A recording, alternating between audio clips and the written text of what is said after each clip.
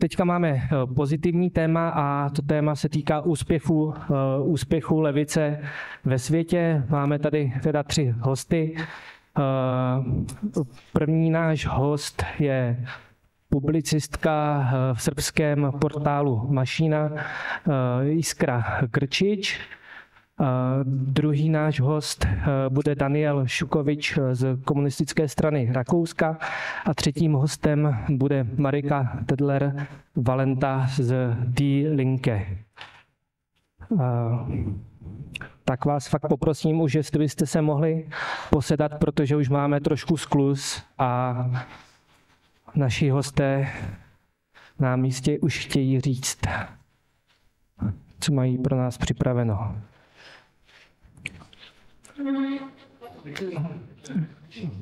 So please, I would like to ask you if you can sit. Here is the translation corner. If you don't understand English well, please sit here, and Markéta will translate you everything. Yeah.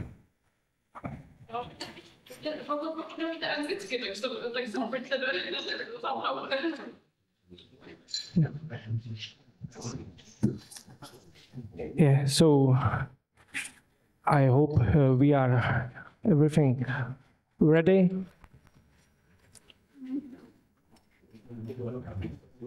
Yeah. So thank you joining us. Hello, and please you can start with your speech. Thank you. Thank you. Can you hear me? Yeah. Yeah? Oh, okay, great. Okay. Hello from Belgrade. I'm Iskra Krstić. I'm an author at for internet media called Mašina, and I've been covering the protests that have been going on in Belgrade, Serbia for the last 6.5 months or so. So since early November. And hopefully the protests and the protesters have so far managed to break the media barrier a bit. So you might know something about what's going on in Serbia. To illustrate it, I will turn your attention to the fact that we have had continuous protests since early November. Tomorrow we will have another big protest, and probably things will go on into the summer. The protests have been going on in virtually all municipalities in Serbia, so in all bigger cities, but also villages and towns. And since December up until, let's say, mid-March, they have been growing. So much so that in December we had 100,000 people on the streets of Belgrade, and in March we probably had at least 500,000 people. And that spells 6 to 7% of the overall population. Also, in April, we had 2,000 particular protests of single events of the public gatherings in Serbia. And this has so far been historically the biggest case of political mobilization in our country, but also probably the region. I will try to use this time to tell you a bit about how it started, how it's organized, and why the demands of the protesters haven't been met so far, and what is something that we expect to happen soon or in the future. As you might know, on the 1st of November, a part of the roof construction of the railway station in Novi Sad, which has been renovated, reconstructed, and twice opened, fell, crushing 16 people to death. People immediately started protesting and organizing. Some activists were immediately arrested, but nobody that was probably, let's say, none of the culprits were arrested or persecuted. In fact, the authorities tried to push everything under a rug, like they have been doing for the last 13 years. In instances of similar scandals, affairs, and disasters. We can name at least 100 not large scale, but important catastrophic events that happened in Serbia in the last 13 years that went without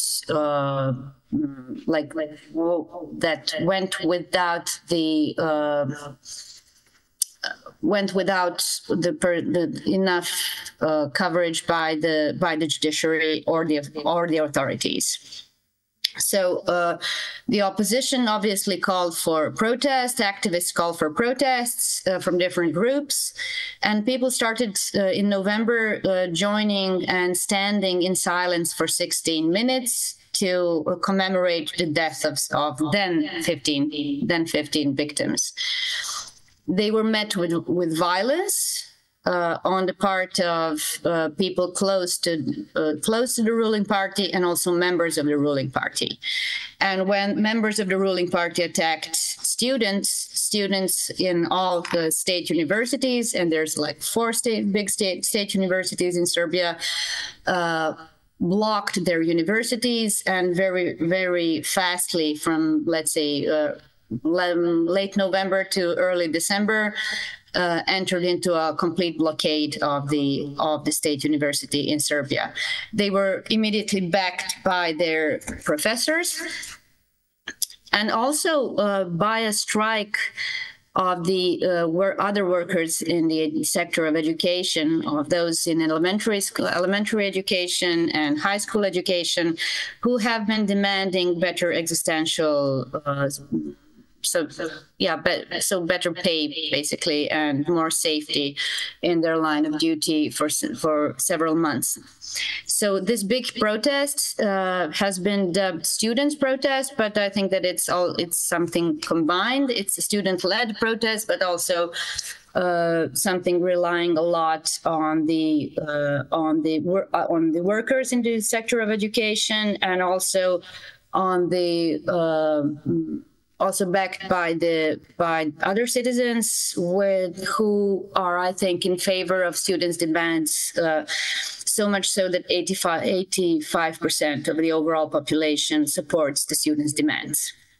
What students demanded was the rule of law for those who are the culprits for the fall of the awning or for the roof construction to be apprehended and persecuted, for those from the authorities who are also to blame to step down from their roles, also for those who are to blame for the violence against students to be apprehended. And also, they also wanted, one of their demands was concerning their existential situation, so it was an economic demand. Authorities turned a blind eye to these demands completely, saying bluntly that they won't have anything to do with it. They won't look into it. In December, some people got arrested after all, and the state kind of started reacting a bit by also publishing a part of a documentation regarding this infrastructural reconstruction, but never addressing the whole package of the students' demands. In the meantime, students connected with the citizens, also not only through protests, but also through actions of that we might even call actions of martyrdom, like cycling from one remote city to another, also walking from one city to another, sleeping in remote places, sleeping in people's houses, in sports halls, and with this like really exemplary acts of courage, encouraging citizens to take part of in the politics and in these demands. One of the reasons why I think that this movement has grown so much is that I don't know now. Can you? Can you hear me? We can hear you. We just don't see you very well. But yeah, now everything okay. Right now. It's all right now. You can continue. Okay, thank you. So one of the reasons why these protests grew so much is that people in Serbia are kind of trained to take part in protests. We had huge protests almost every year since 2018, I think. Every other year it was against the government or against the government's repression towards the society, civil society, or basically anybody.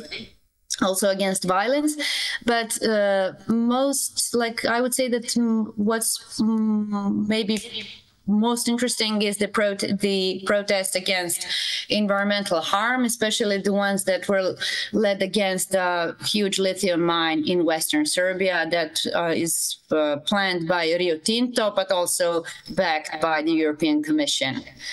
This lithium thing is something that our government relies a lot on, and in relations towards the European Union, it relies on itself being a factor of stability. So it's a stabilocracy, otherwise a hybrid regime. So democratic going on full-fledged authoritarian. And it relies on this willingness to sell our resources for peanuts to the more or less best bidder. In this case, Rio Tinto and the European Commission. So the regime is close to autocratic or openly autocratic. The repression is huge. This has been just one in a long. This fall of the awning has been just one in a long line of poorly handled infrastructural projects. But unfortunately, the opposition is quite weak. It consists of the remnants of the Social Democrat. Can you hear me still? Okay. Yeah, now So yeah, I can also turn the camera off. Maybe freezing sometimes. So, but we can hear you. Maybe that's better. Just continue now. We can hear you. Oh, okay. You have a nice picture. So the opposition is weak. It consists of a few remnants of the social democratic parties, and also what's maybe important for our panel here is that it has two parties that entered the parliament from the grassroots movements, and one of them is the Green Left Front, which would naturally probably be in a position to take part or take lead in such protests, but it didn't for several reasons. The citizens show a high level of distrust towards the opposition and the civil society also, which has led students to almost disown them from very early on. So very early on into the protest, the students practically said that they have nothing to do with either the opposition or the existing organizations of the civil society, which kind of backfires now because it's really complicated for anybody to now take the protests further. The trade unions are also very weak. Some of them are close to the government. Maybe the biggest success so far has been in the fact that the students' movement has had negotiations with the trade unions for maybe 2.5 months now, and they even protested together on May Day. So all representative trade unions came together in protest with the students. Unfortunately, this is not enough to allow for, let's say, a general strike or something similar to that to occur. And it's been very obvious since late December that these protests, if in order to succeed, should be backed up by more workers organizing. So basically, the only workers able to organize were the ones from the sector of education. Since we're gathered here to talk about the successes of the left, I wouldn't say that this whole movement could be framed in that way. What we can talk about is the fact that the students' movement applies mechanisms of direct democracy. And this is something that has been very interesting for everybody, like each and every one of us to see. The way they organized from the beginning was through assemblies in their faculties called plenums, with like long discussions and with very, very strict ideas on how this movement shouldn't have particular representatives. But I also have to accentuate that this doesn't come from some kind of clear ideological stance on the matter. It's actually what the students probably chose as the most efficient way to have everybody involved in organization. What we have, let's say, in terms of novelty in the political organizing in Serbia is the fact that students maybe some 2 months ago called for the citizens to take their struggle further for several reasons. But one of the ways in which they advised students to do so is to copy their assemblies.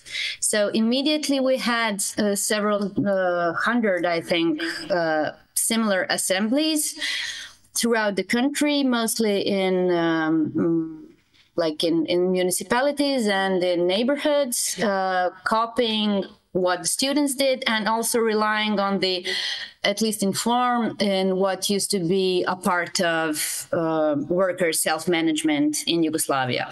But this is also devoid of strict ideological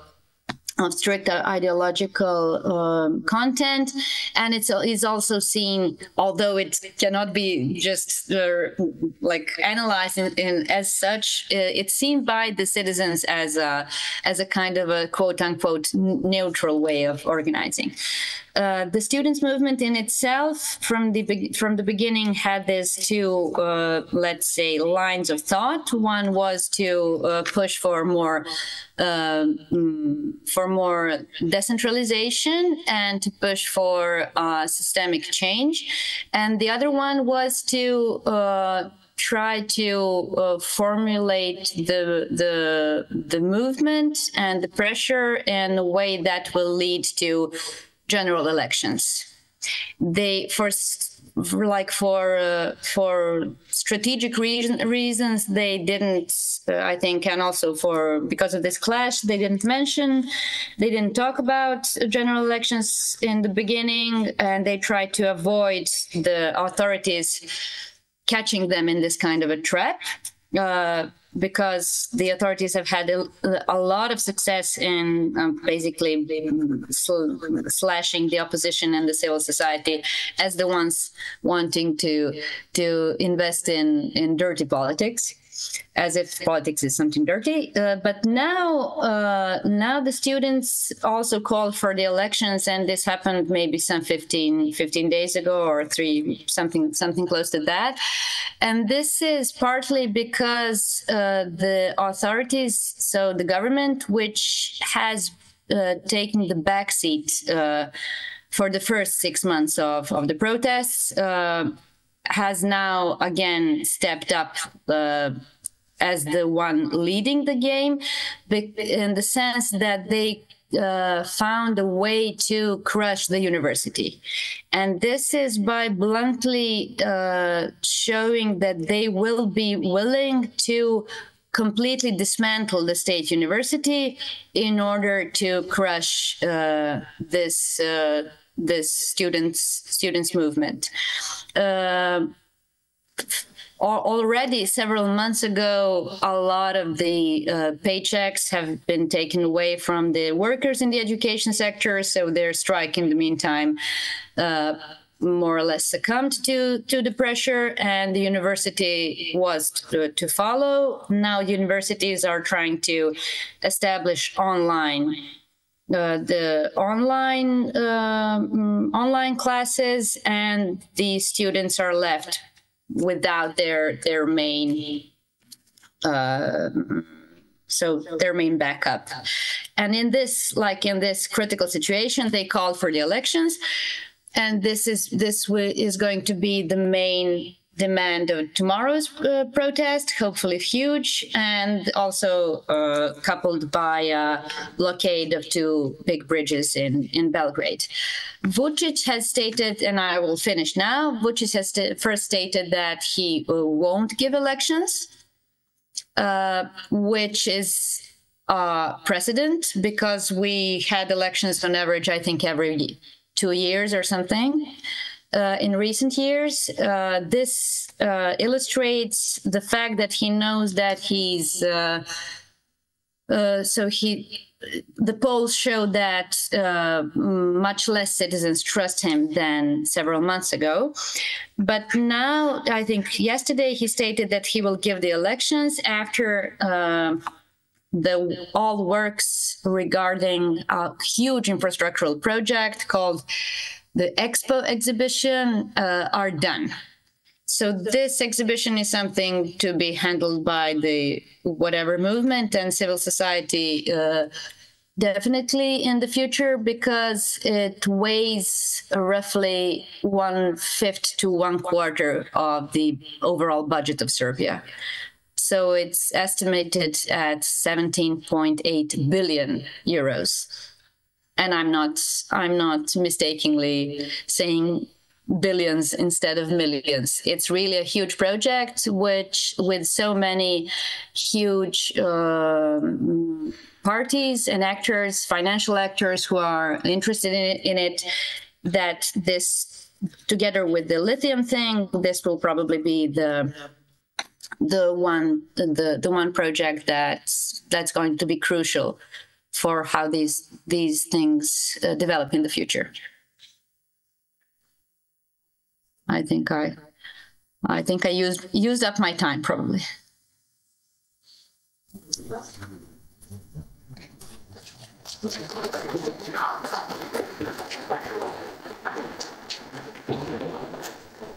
Thank you very much.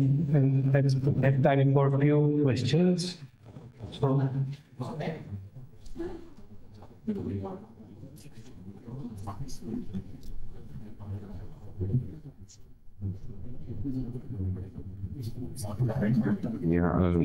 den. Já začnu mluvit česky, poprosím překlad. Já jsem byl před 25 lety v srbském městě Aranželovat. Bylo to krátce po útoku na Jugoslávii a krátce před prezidentskými volbami. Na ulicích Aranželovace byli liberální aktivisté, kteří se účastnili prezidentské kampaně. A když jsem se jich ptal na jejich vztah k západu, tak říkali, že jsou proti NATO, ale pro Evropskou unii. Byli pro vstup do Evropské unie. My jsme v té době už byli v NATO a chystali jsme se ke vstupu do Evropské unie. Za tu dobu se u nás vztah k západu velmi proměnil, stal se kritičtějším. A chtěl bych se zeptat, jestli také v Srbsku se nějak mění postoj nebo vztah k západní Evropě, jestli se tam je pořád ještě nějak idealizovaný západ, nebo jestli se to za těch 25 let nějak změnilo. Yeah, so I will translate to English.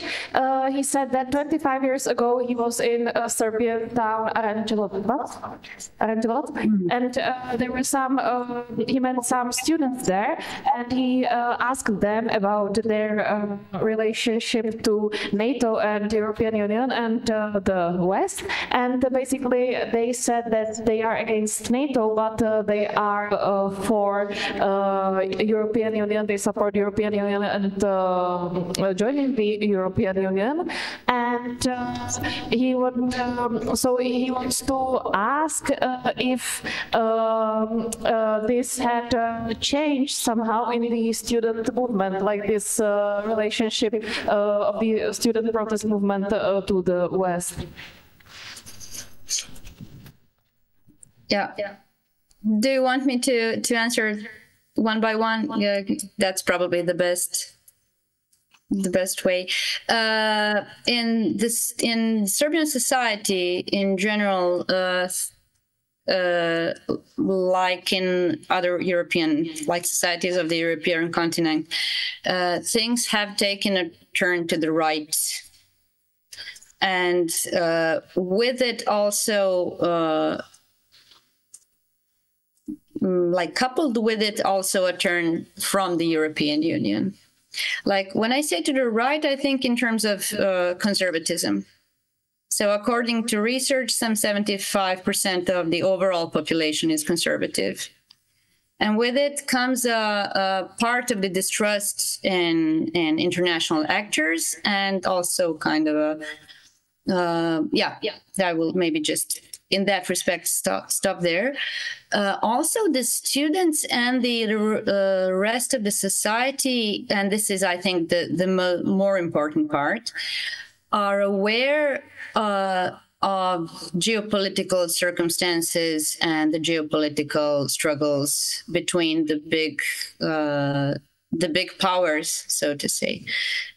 People have been sensitive in that respect in Serbia before, also because we are in such a geographic position that we have to be.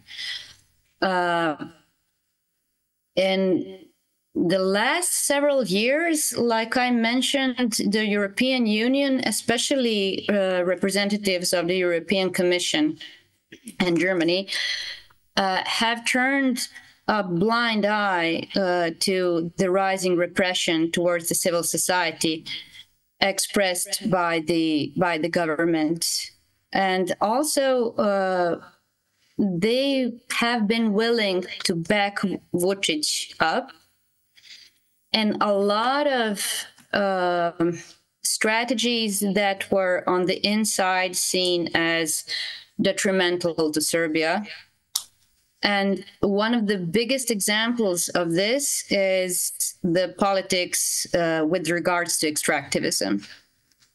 So we had huge protests against lithium mining in 2021, 2023, 2024. But what we got from what Serbia and Serbian citizens got as an answer from the European Union and Germany was even such blunt statements that somebody will be digging lithium out, so it's better for Serbia that it be the European Union and not the Chinese.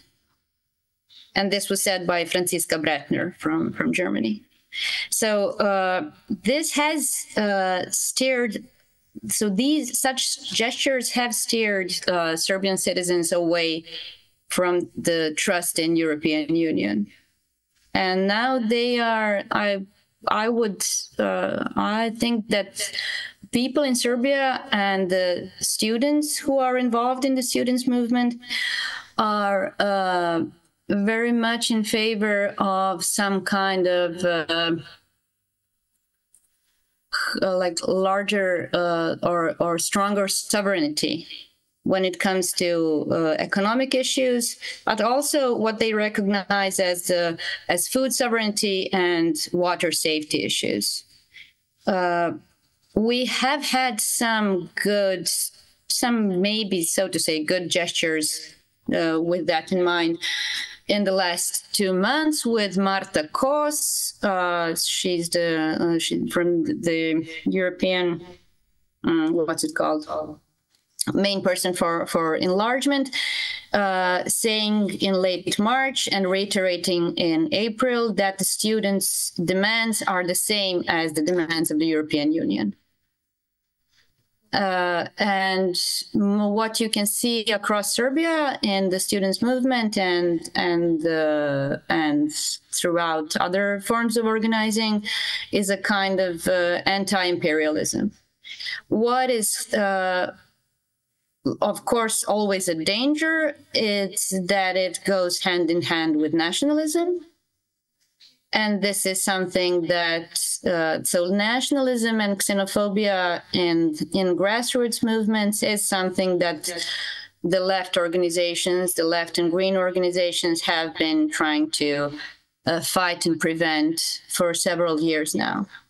So just to wrap it up, because it's also a very important topic for us here, there's been like conflicting gestures in the students' movement itself.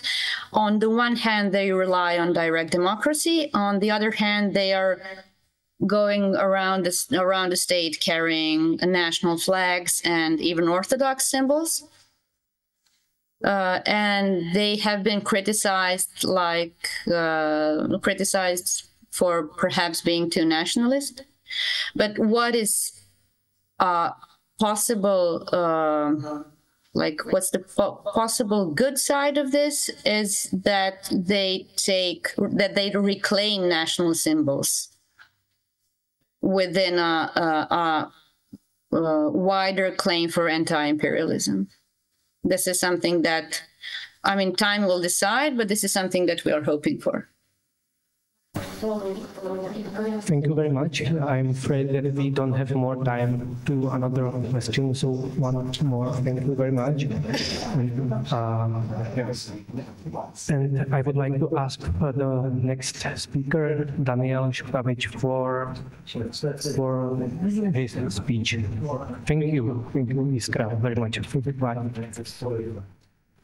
Yeah, now I would like to ask the next speaker, Daniel Šupavič, for his speech.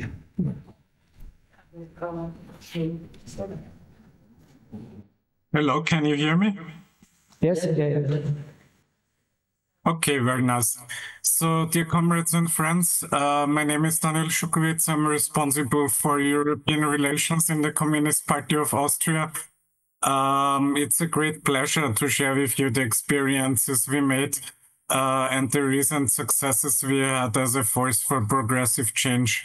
So the Communist Party's journey over the past few years can be an example of how grassroots organizing, clear vision, and a commitment to social justice can empower even a small party to make a difference. In the beginning, I would give a short overview of the party's history and recent election campaigns to come to the strategies and positions we developed to strengthen our party. To come to the history, Austria as a republic was founded in 1945 after the Second World War as an independent state from German nationalism and under the precondition of neutrality of the state and the anti-fascist constitution. The KPÖ was only present in the first government after the war from 1945 till 1947, when the political elites in the Social Democrat Party and the Conservatives decided that dealing with the involvement of Austrian war criminals in Nazi Germany was less important than integrating the former members of the Nazi Party. In the following years, in which also many mistakes occurred of the party itself, mostly because of the uncritical relationship to the Soviet Communist Party, our party was kind of marginalized. just to mention here in a very brief way, the biggest mistake of the party in the second half of the 20th century was, for example, the conflict emerging after the intervention of the Warsaw Pact in Czechoslovakia. In the end, the supporters of the Soviet line succeeded, which led to a loss of around 1/3 of our membership, mainly from the youth and the trade organizations. The turning point of the following elections only happened in the early 2000s. In Graz, the capital of Styria, there is no threshold for the city elections, and over there we managed to keep at least a seat, also in the most difficult years. The background of this is also a focus on the daily needs of the people and the practical support, mainly through tenancy law advices. In 2021, our party achieved a historic breakthrough in this city. It's the second largest city in Austria. We won 28.8% of the vote, securing out 15 out of 48 seats in the city council, which was an increase of 8.5% and 5 seats more compared to the previous election. This result ended the 18-year-old tenure of the conservative ÖVP mayor and made Elke K., our comrade, the first female and the first communist mayor of Graz. The KPÖ success was a result of years of grassroots works, a reputation for addressing real social issues, and a focus on housing, social justice, and direct engagement with the citizens. After coalition talks with the Greens and the Social Democrats, the KPÖ took over key positions including finance, health, housing, integration, and education, and setting a new direction for the city by that. The second largest success we had in recent years happened in the city of Salzburg. It's Austria's 4th largest city. Over there we ran as an alliance called KPÖ Plus, because it was integrating the former youth organization of the Greens. The party increased its vote share to 23.1%. It was a 6-fold rise from 3.7 in 2019, and we won 10 seats, up from just 1 previously. This made the Communist Party the second strongest force in the city council, just behind the Social Democrats and ahead of the Conservative and the far right. The KPÖ's mayoral candidate, Kai Michael Dankel, received 28% in the first round and advanced to the runoff in the mayoral election, securing 36.9% and becoming the vice mayor with responsibility for housing in a red-red coalition. A third spotlight I would like to put on Innsbruck, which is like the capital of Tyrol, where in the 2024 municipal election, we received a quite remarkable result for a party that did not even manage to run in the previous local election. The party led by Pietro Medi reached 6.7% of the vote, winning 3 seats in the city council. This breakthrough was especially significant because Innsbruck, as the capital of Tyrol, is one of the most historical conservative regions of Austria. The KPÖ campaign focused on high housing costs, a concern shared by many residents, and the party is now a recognized and accepted contender in local politics. Also in Vienna, we have steadily increased our support, especially in the urban districts. The 2025 municipal and district elections 1 month ago, as well as the 2024 National Assembly, show a significant gains for the KPÖ in several districts, especially the most diverse districts and the poorest districts of Austria and the city. So I would come to the programmatic background of these successes. First background, I would say, is like the KPÖ decided in the last Congress 3 years ago that it stands for a society of solidarity, a society where everyone is guaranteed social security and unconditional basic subsistence. The goal is to enable every individual to participate autonomously in shaping the society, to have free time and to take part in the development of participatory structures in politics, economics, and in the society. We fight for equal social rights for all and for the redistribution of wealth from the few to the many, from the private to the public, through progressive tax, budget, and local politics. The KPÖ has experienced a significant boost in energy and membership thanks to the integration of the Young Left, which was former the Young Greens. This youth organization was originally the Green Party's organization and was expelled and subsequently joined the KPÖ after the breakthrough in Graz. The Young Left brought fresh ideas, new activists, and a clear far-left anti-capitalist, feminist, and an environmentalist perspective to the party. This merger helped the party to grow, especially among young people, and to become a national-wide force for left politics. The focus on solidarity projects is one of the main strategies in all of that, and in some way it united the party because it was always in the party branch of Styria. It was always a strategy to be a party that delivers concrete help, like from social counseling and free kitchens to wood collection campaigns. The KPÖ groups are very active where people needed support. The party approach was always helping instead of talking. Their motto is to be a useful party for the people, not just in words, but also in concrete deeds. In Vienna, the traditional focus on that was more on empowering people to help themselves by taking initiatives like SOS Miete, which means SOS Rent, working group, which collected problems and concerns from tenants and to organize collective solutions. We support people in crisis situations and encourage them to become active themselves, fostering a sense for community and self-organization. The key sentence in all of that is addressing everyday worries of the people, especially in the times of high inflation. We made the mark by focusing on the real everyday concern.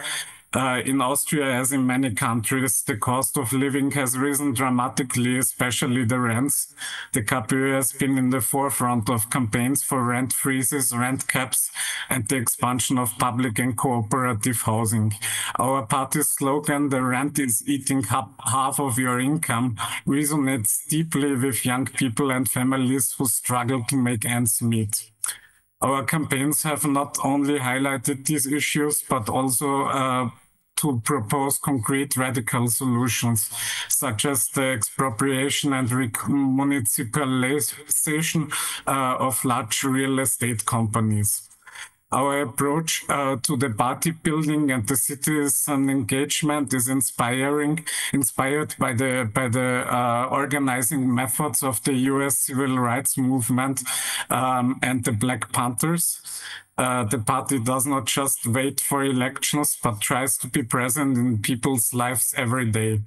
The social office hours and tenants hotlines are some examples. Anyone can come with the problems, and the KPÖ offers concrete help, whether it's dealing with landlords, applying for social benefits, or organizing collective action. This approach builds trust, strengthens the party base, and creates a sense of belonging among supporters. We see ourselves since the last Congress as a connecting party, which means bringing together the working class with different social groups, organizations, and movements in a common struggle for a fairer and, in the end, classless society. We aim to be the organizational center between the working class and social movements, building alliances and networks that go beyond traditional party structures. This approach has allowed us to mobilize people who had previously turned their backs on politics in general, offering them a real alternative and a sense of agency. Our success in recent years is no accident. It's a result of a clear vision, a commitment to grassroots organizing, an unwavering focus on the needs of the ordinary people. By being present in people's lives, offering concrete help, and building broad alliances, the KPÖ has shown that a small party can make a difference and that another world is possible. Thank you for your attention. Thank you, Daniel. Thank you very much.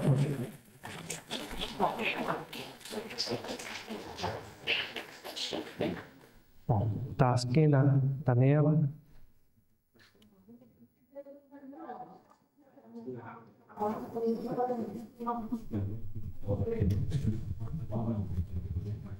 A otázka bude poměrně jednoduchá, možná i složitá.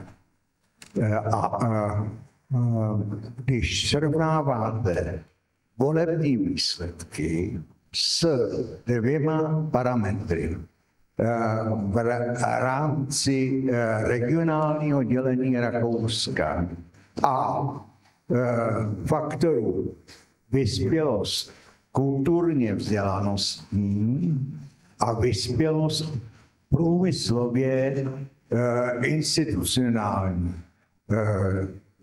dá se říct, že vaše oblast je v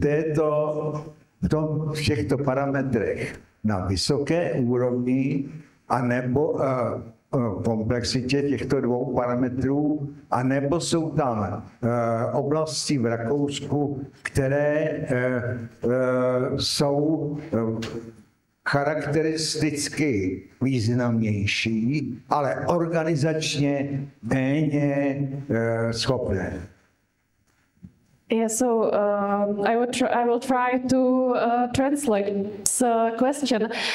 He was asking when you compare the results of the elections in different regions according to their level of development.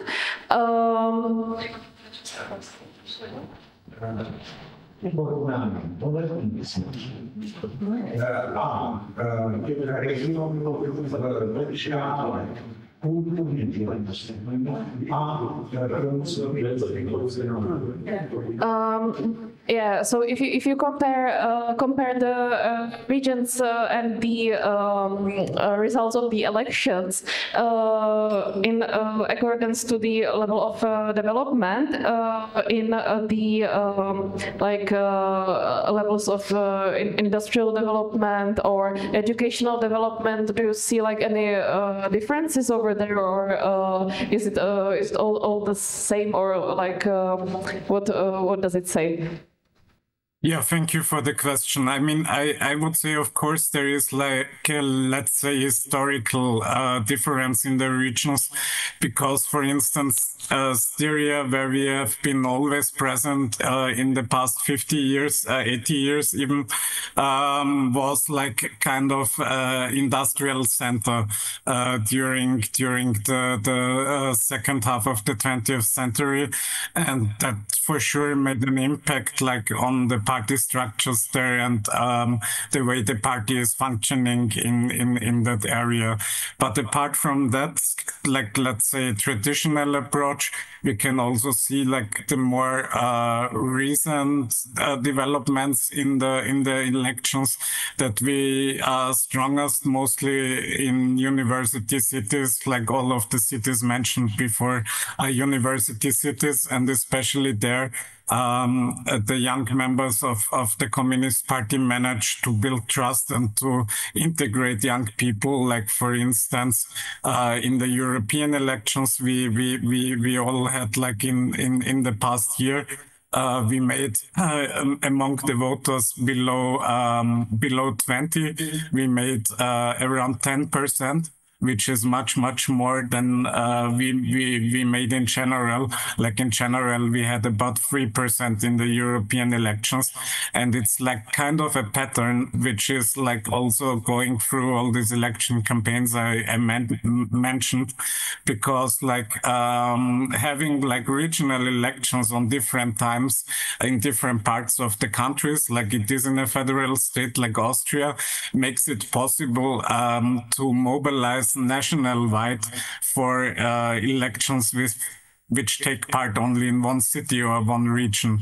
So in the end, in our election campaigns, we managed like to mobilize each weekend, let's say around 100 activists from other parts of the country to come like to the regional elections taking place over there, campaigning over there, and also giving like the local population there the impression that the Communist Party is like a huge force which is rooted in the society. And I would say that is also like one of the parts that we kind of made this progresses mainly on this regional election basis, I would say. I hope this answered the question somehow. Thank you. Další otázku.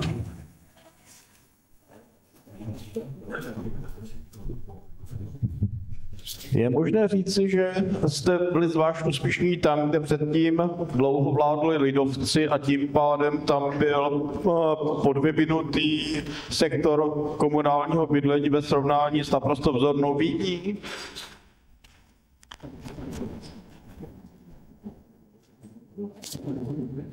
Would you say you were more successful in the regions where the People's Party was successful than in Vienna, where the housing situation is very different? Would you say there is any difference?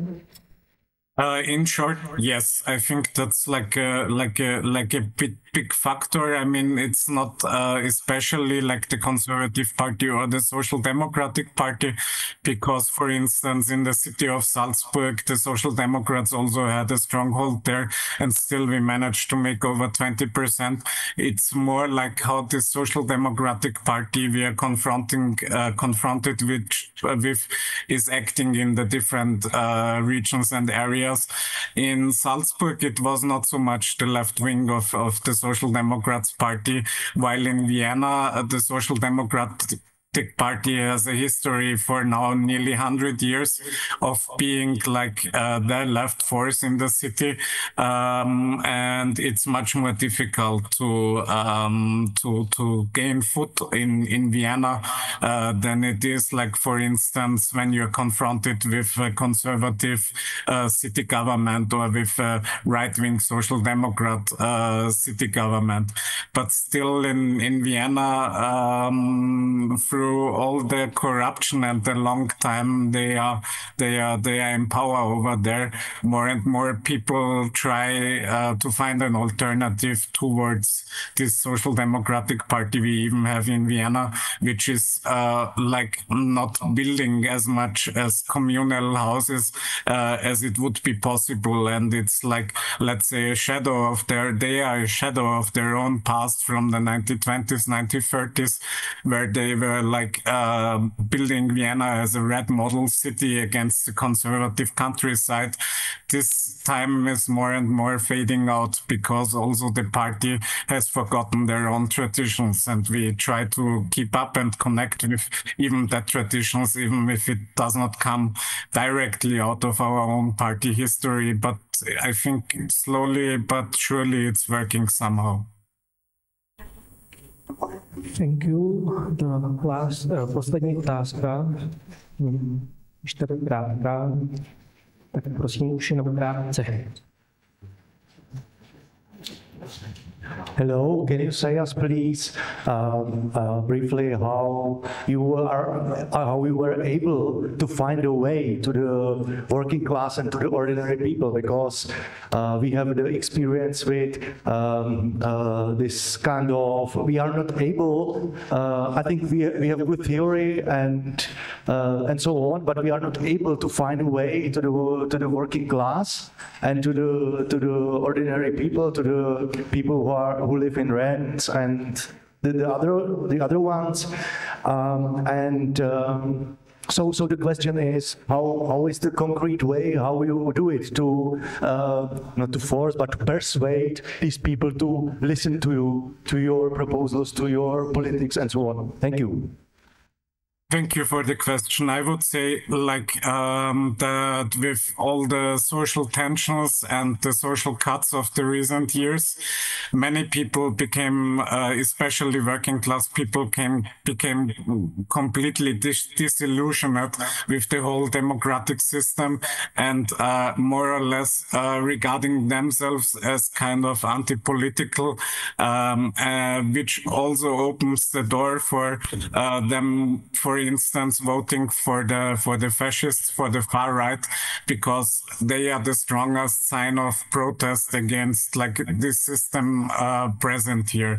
So I would say to address these people, you need to, in practice, but I mean not in theory, address them also in a, let's say, apolitical way by focusing on making up rooms for discussions, focusing on providing help by direct contacts.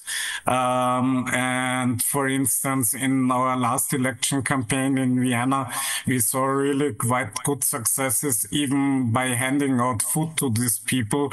Like we had a project called Pizza Comunista, in which we made like a food truck. And with this food truck, we handed out on the weekends on popular places in working class areas. We handed out pizza to the people for free, which proved to be really successful because for many people, it really makes a difference if they receive things like that for free and they have people they can connect to and talk to, and they see that politics does not only mean like the members of parliament which are cutting their social security. It can also mean organizing in your neighborhood, getting contacts and cooperating against all these developments happening from the big politics.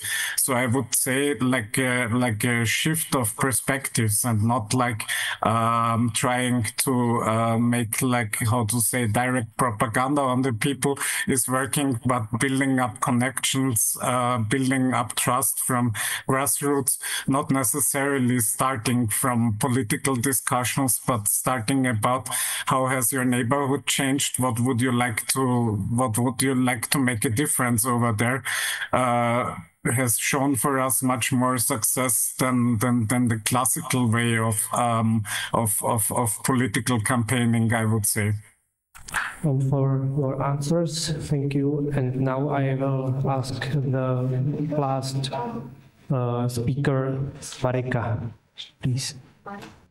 Hello, can you hear me? Yes. Okay, great, thank you. So, hello everyone. My name is Marika and I'm from Saxony. May I introduce myself a little bit?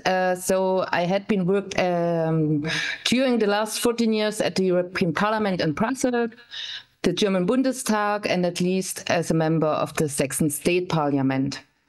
My focus in terms of contact was as a member in the committees on constitutional, European and social politics.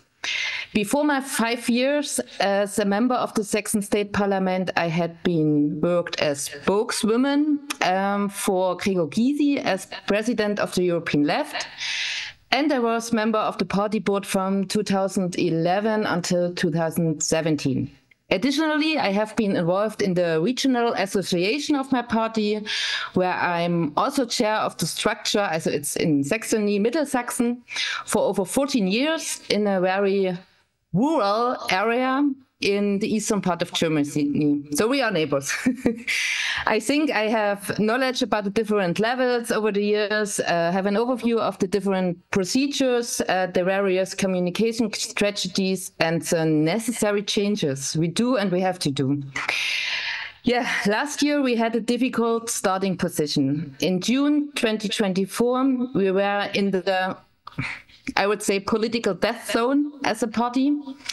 In the European election, we had only 2.7%, and in December last year, as of 2024, we were in the polls for the German Bundestag, under 5%. I think we were in December by around 3.5%, I think. But the party managed the feat of tripling its voter support in just a few weeks of the election campaign, and at the same time, we celebrate one membership record after another. In fact, the German left achieved its second best result ever in a federal election with 8.8%. And we are coming from 4.9% in the last elections for the Bundestag. You have to know we have a threshold or a barring clause around 5%. So the last time we only come into the Bundestag because of the direct mandates, and this time we had also achieved six direct mandates in Berlin, 4, 1 in Leipzig, and 1 in Erfurt. Yes, this impressive dynamic, or let me say, or everybody say, the comeback of the year is, of course, a collective success. And precisely for that reason, not so easy to grasp. It's a setting by various factors, and some are, yeah, of course, fortunate circumstances. So, for example, what can be underlined with numbers? The vote in the Bundestag announced by Merz, which lead to the first majority in the Bundestag. It was on 29 January, with decisive votes from the AfD. This acted like a turbo for a dynamic that had already been in motion before, but it was a game changer. So let me name 5 points that, in my point of view, leads to this success. First and foremost, our program or platform, like you want to say, which aims to seriously engage with capital and the super rich in order to overcome the crisis of our time within the framework of social ecological transformation. And this continues to be a unique selling point in the political arena. That means the left party remains a platform or program-driven party. So some statistic that underlines this fact: 80% of left party voters vote for the party because of its program. 9% because of party loyalty, 12% because of the candidates. The party wins among workers because there was a question before around +3%, so we had altogether 8%. And among employees, we received a +4%, so altogether 9%. And as well as among women, we had altogether 10%, we had +5% in the women's votes. The second point is the new party leadership. We had a new party leadership, and they started with the sense of, I would say, creative freedom and the idea of being able to play by their own rules. As their first official act, they kept their own salaries at the average wage, which increased their credibility both internally and externally. They also made some adjustments. For example, the thematic focus in their communications, rent caps, price increases, and wealth redistribution, and of course the fight against the far right, a topic which was decisive for many, many new members and voters. And the conditions were created in this moment to reinvent the left social media game. So the third point is the social media strategy. The leading candidates, you know, Heidi and Jan, were there at the right moment with strong performances, and they delivered. Heidi Reichenek's speech on the CDU-AfD vote in the German Bundestag, with over 25 million views, is the most successful speech ever on social media in Germany. She was titled the Queen of the Bundestag by the newspapers. But like you maybe already know, we also had the Mission Silber, also Silberlocke in German, with Bodo Ramelow, Gregor Gysi, and Dietmar Bartsch. And in this campaign, they even addressed the very bad situation, the society situation, with a bit of humor, also in the social medias. And it was fourthly a variety of methods. Also, for example, flyer campaignings, postering, door-to-door campaigning. We had night information stands, election forums and podiums, election parties, and so on. We called it the Battle of Materials. Also, there was a heating check, I would say a heating check and rent check from the Bundestag group. So where people can send their rent, their contract, and the Bundestag, there are some employees or our comrades make some a few on this and send it back with some remarks on it.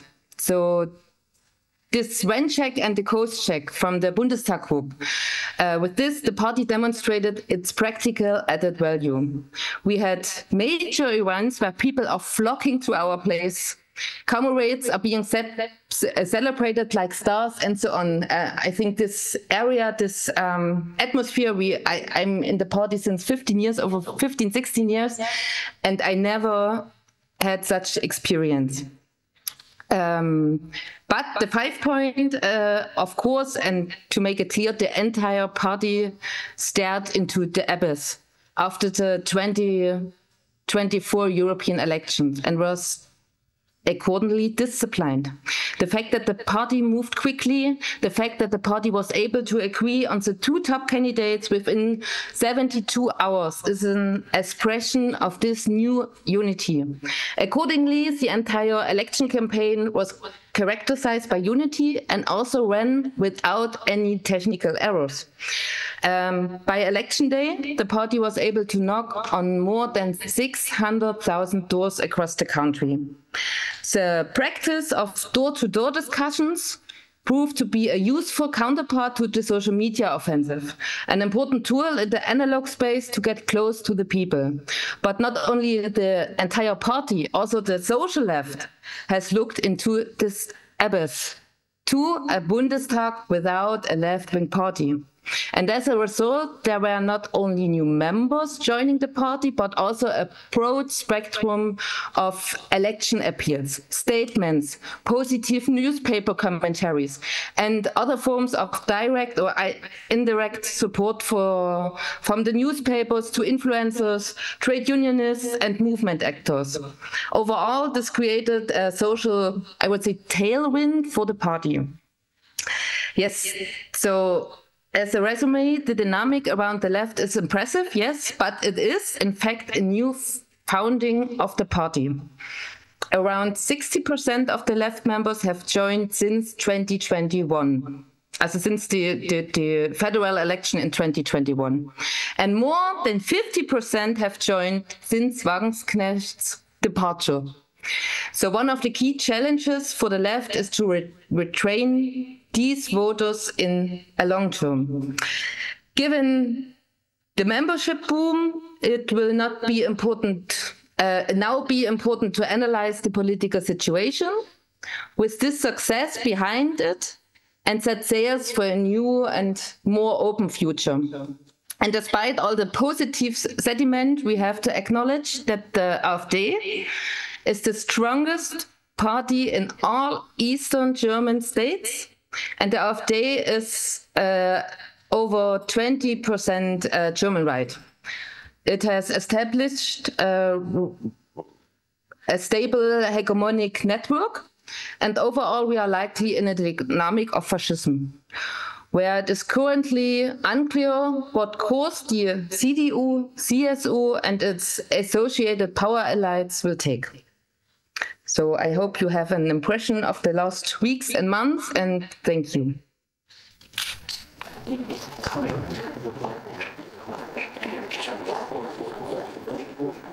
a lot for your talk and dotazy.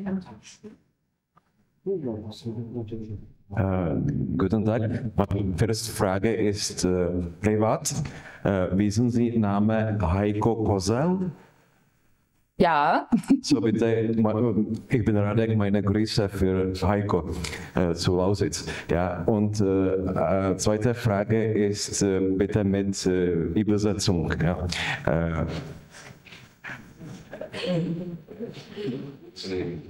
Já se chci zeptat, také asi rokem se bylo známou organizací doplňující sociální demokracii. Já jsem asi před rokem mluvil se svou známou, která vede organizaci sudetoněmeckých sociálních demokratů. Říkal jsem jí, že si myslím, že odchod křídla Sáry Wagenknechtové z levici posílí. A ona mi odpověděla, že si myslí, že ji spíše oslabí. A všechno pak vypadalo tak, že má pravdu. A nakonec se ukázalo, že jsem tu pravdu měl skromně řečeno já. Všechno se nějak změnilo, nějakým způsobem. Soudružka tady o tom trochu mluvila, ale já bych se chtěl zeptat na tento konkrétní aspekt, jak v průběhu toho posledního roku vnímání strany levice změnil odchod Sáry Wagenknechtové a založení její vlastní strany. Yeah, so you talked about it a bit already, but he wants to how exactly, if you could talk a little bit more about how the leaving of Sarah Wagenknecht, the situation in the party, and reception of the party. Yes, of course. The last 10-15 years, we had a lot of debate, internal and external. So the voters, I would say, read a lot about the left party in Germany, but only with personal debates. Also, who stand there, who have this topic, who have this point of view on this case, and we are not in a good position because the people think, the left, they are only in discussion with themselves, and we have not the view that they can change something. But this fundamentally changed with the leaving of Wagenknecht, because in previous election campaigns, in federal states or in the countries, or also in the local, there was no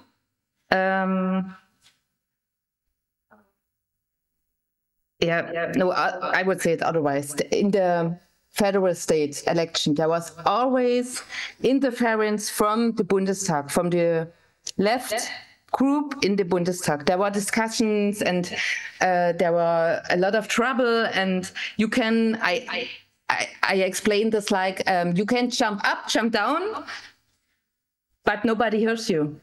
So in the Bundestag, they have a discussion on a topic, and you make in the local, in the regional, some politics. You make info stands, and everybody came. Sarah Wagenknecht. How it works, and what is the future? And you have no connection to the topics because everybody came and asked for the people and the people's discussion, and unlike in previous election campaigns, there was no interference from the Bundestag parliamentary group this time.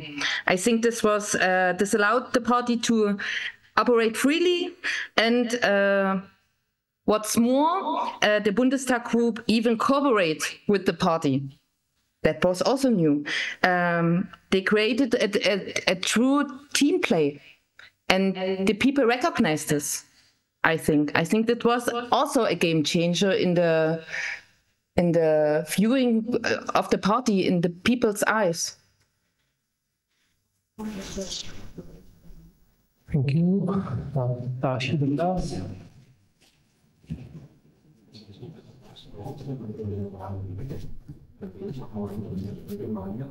I want to ask about how the party like works inside, because I was a member of social democracy in Czech for a year, and I had a feeling that they are like brilliant people, which are never in the positions to take a narrative of the party. And I think it's also because we don't have executive functions, the party having executive functions to expel someone, or expel someone who has money, or who has many voters in some regions. And I want to know how it works in dealing in that way. If Sarah Wagenknecht, sorry, I don't know much about it, if she left like from because she wanted, or if she was more like expelled, or I don't know. That's all I get. Okay, at first, in my point of view, she wanted to leave, but she was a long time also expelled. Also, it was a logical situation, and I know from the inside of the party, there was a lot of discussions with her that she should be in the party, that she should stay in the party, but she already 1 or 2 years prepared a new party in the back of. So, and we had trust that she don't do it, but she does it with a lot of people. Also from the Bundestag, I think 8 members of the group goes with Wagenknecht and take also the money. And also we have such a regulation like Mandatsbeiträge from the MEP or the MPs, and they take it from the party. There is no one was direct voted to the Bundestag, only of the list of Die Linke, and they decided to make a split and to go and take the money with them. And I think a lot of comrades inside of the left recognize this and think, that's not good. And we like Wagenknecht, we had our connection to her, but she destroyed our party, Die Linke. So also a lot of old members, I'm in a regional area, and they came to me and said, no, that's not good what she's doing. And we had, like I mentioned at the beginning, the situation in the middle of last year, we were in the death zone because of this, because of the split. So in this moment, we had no idea if will there be a next group in the Bundestag.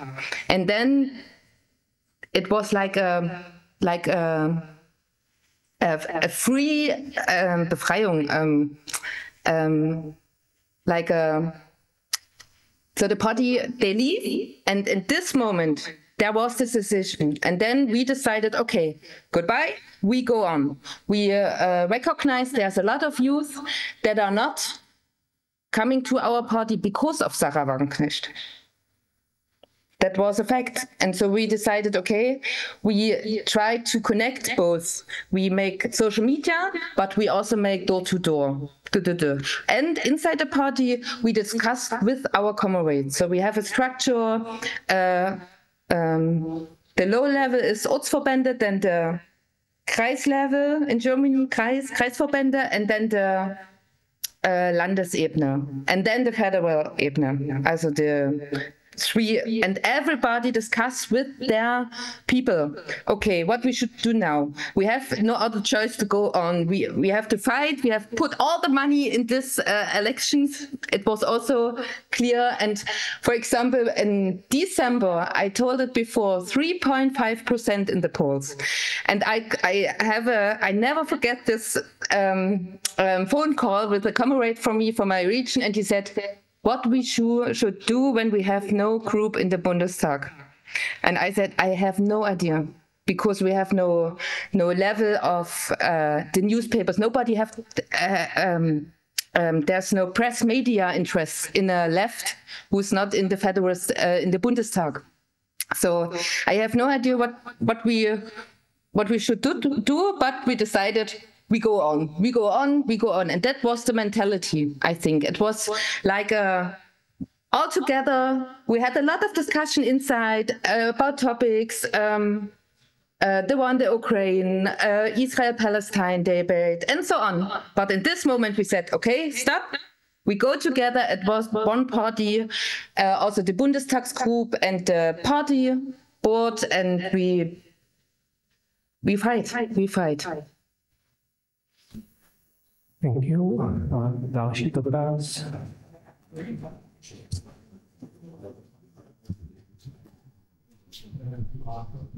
Hello. As you said, you gained around 90% in the last election campaign, and also I heard that you are more than 2 times of the members than before in the last half a year, and that's the party record in the history. So, in my opinion, it means that a lot of people who follow you now feel the real danger of the right-wing shift.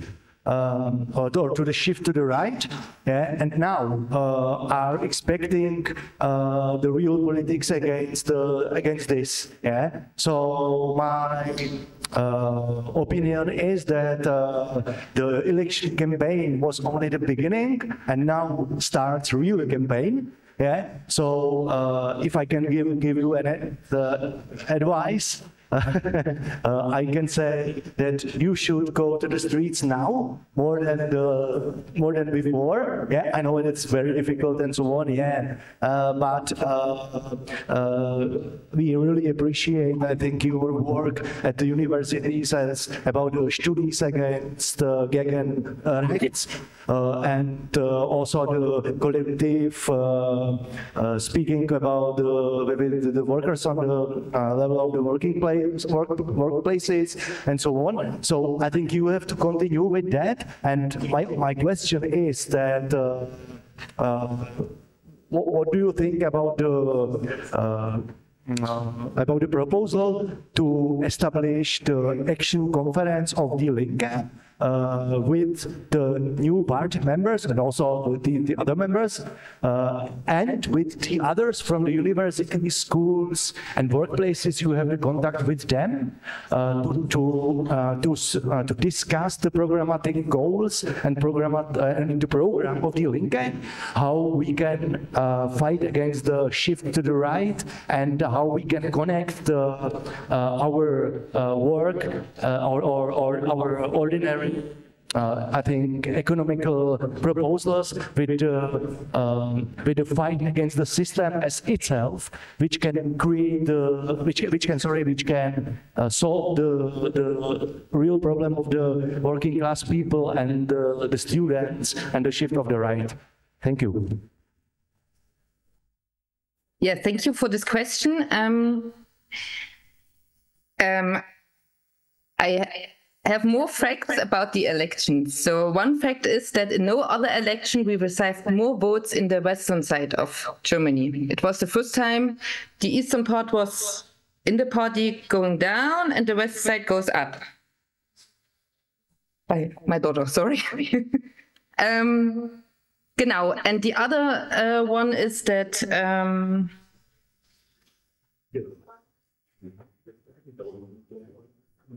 yes, I think that's what I want to say. We had a voters turnout of 82.5%, and it was the highest since German reunification. But apparently, the social polarization in the country is driving people to the polls. The theory that higher voters turnout would be detrimental to the election results of right-wing extremist party is not supported by empirical evidence. I said this because I remember when I was in the party board, we always discussed about mobilization, and everybody think, okay, when we can mobilize the people to go to vote, then it's good for us, the left perspective. But in this or in the federal election this year, it's turned out that the AfD benefits from this. They have by far the largest number of previously non-voters. I think 1.8 million they had votes. So why I said this, yes, of course, we will make a lot of conferences about topics. And I know our party board in Berlin prepared a program debate, not only on anti-fascist aspects, also on topics like war, about topics about ecological transformation process, and so on. We have our party program, I think it's from 2011, the Erfurter program, and they prepared to make it's 15 years old or so, and they prepare a discussion, a debate, a conference on this. We had no, I don't think so, but in my point of view, I think it's also necessary for a small party, a grassroots party. In my point of view, we had over the recent years surprisingly powerful and sometimes successful local election campaigns. I think this is a huge or important step to recognize in growing up a party. For example, we had Jule Nagel. She had a direct mandate in Leipzig, 2014, 19, and 2024. We had Katalin Genburg, the direct mandate in Berlin, Treptow-Köpenick, 2016, 2021, and 2023. We have Eva Maria Kröger.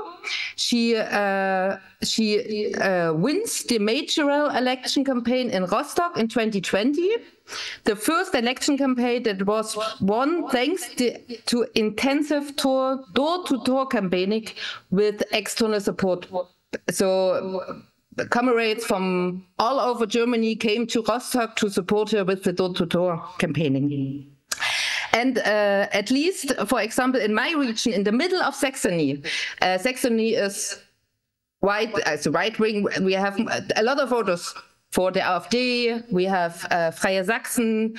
There are a really hegemony of the right wing in Saxony. But we had in my region positive signals, like the election of first progressive, I would say, district administrator after 30 years after CDU domination. It was 2020, I think.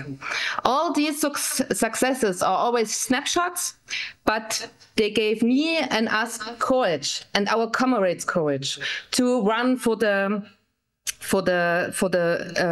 local governments, for the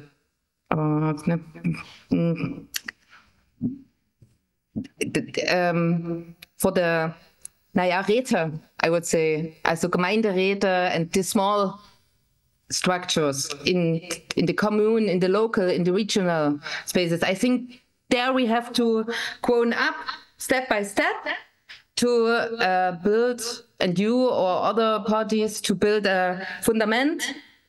And on this fundament, you can build the success over the years. So that's my opinion. And you can also take the new members now, because they are now in the party. The next local elections are 2029. We have a super warrior, we say. We have the local election, the European election, Bundestag, and the federal state election in Saxony. And also there is the district administrator, it's called Landräte. in Saxony, so we have a super election year, 2029, and we have to build now the structures, the people who will running for the Linke, and also implement the new members there. And it will not be an easy way, because we have also to make some strategic decisions in the federal state, but also in the state of Saxony, for example, or so we will see what happens. Thank you. Máme ještě máme ještě trochu času, tak na 2 otázky a ještě všichni panelisté jsou online, takže otázky je možno pokládat všem 3 panelistům.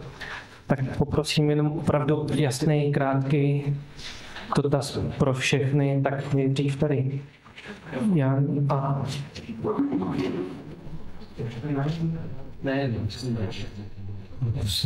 Okay. I would like to return to Iskra. Iskra, if you hear me, I'd like to question about the organization structure of the students' protest so far, because it was the part of the big discussion about how the protests in Serbia are organized now. And that it's an application of a leaderless strategy, kind of. And I just see the snapshot of the recent book published by Verzo, which is discussing the protest of recent decades. And the author is identifying the methodology or method of a structureless protest as a part of a failure of the protest. But it seems that in Serbia, it's a source of success of the protest. So if you can comment a little bit and maybe explain a little bit of the political participation of the protest and the students. Mm-hmm. Yeah, as you mentioned, thank you. As you mentioned, the students' movement is leaderless and is organized through direct democratic decision-making. So formally, they have an organizational structure that consists of assemblies, in particular faculties, who discuss their demands and goals and future steps. And then they take it from particular faculties to the level of state universities, where they have different, so to say, meta plenums, or I think they call them the assemblies of delegates. The delegates are delegated in rotation. No one is able to keep a kind of a position of power for a long time. And they also choose the speakers, so the ones who address the media, either the one who, and also the ones who give speeches on individual protests through direct democratic decision-making. And very early on, they have perfected this so much that they even voted about very, very specific steps to be taken to take care of the materials at the, so let's say, Faculty of Fine Arts, etc. Through this, they have been able to overcome a lot of technical obstacles. So, to my knowledge, there was never any kind of a discussion on the routing of direct democratic decision-making in any kind in politics. They see it as a technical means to a technical end of organizing protests and of not allowing the government to basically do what it always does, and this is make a person its enemy and then lead a smear campaign against a representative of any protest before or opposition. Like I said, I firmly believe that the protest, so this students movement, has all the while relied heavily on, let's say, 2 or 3 components. 3 components. So one is really obvious. It's the support that they received from the university.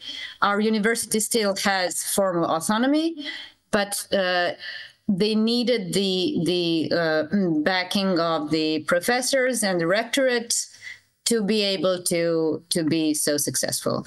And the other is the organization of the workers in the educational sector who were on strike until recently.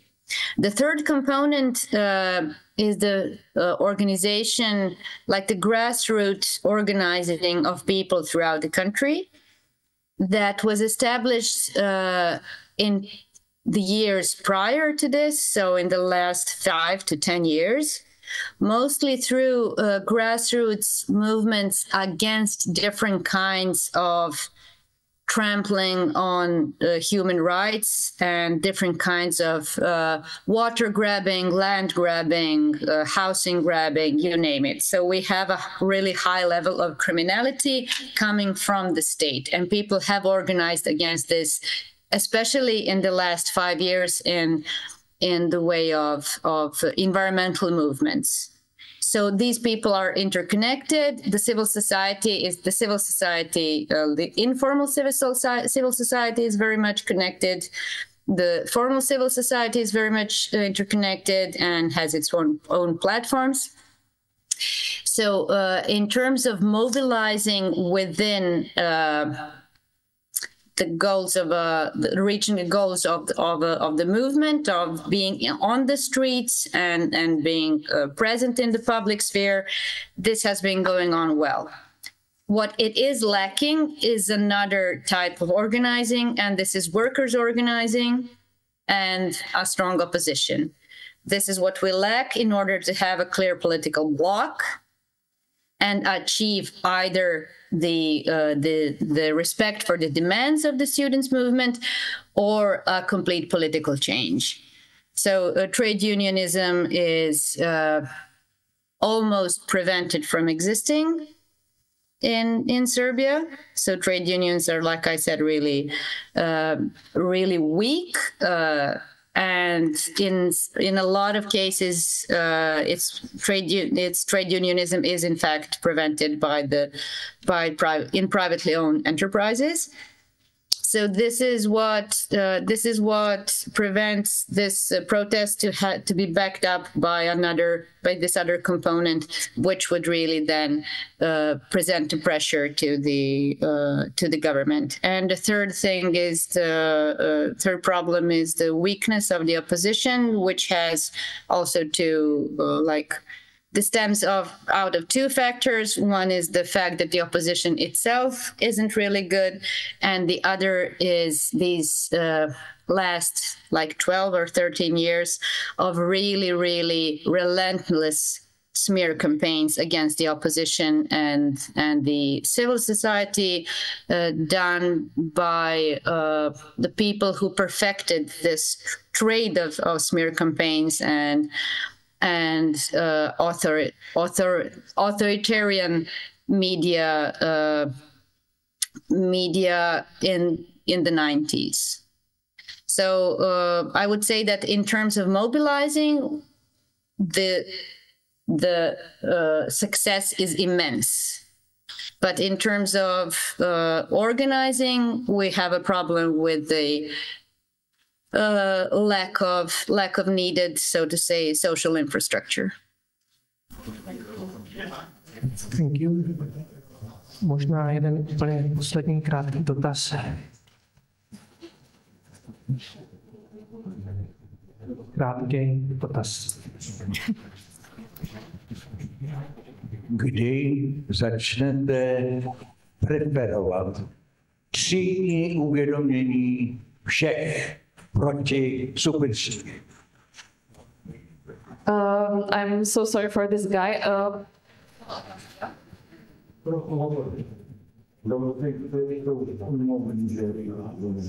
so yeah, again, I'm sorry for this guy. He thinks that you don't prefer class consciousness against the capital, probably. So I guess you should tell him that it's not true. One of the, in the case of Serbia, one of the reasons why this movement is so strong and so also relentless against, relentlessly against the flawed infrastructural projects and the lithium mining projects is the fact that it is against all types of foreign direct investment in the ways that they have influenced Serbian economy and Serbian society in the last like 20, 25 years. This is one of the reasons, like I said, why it has a strong anti-imperialist component, and why it's with that there have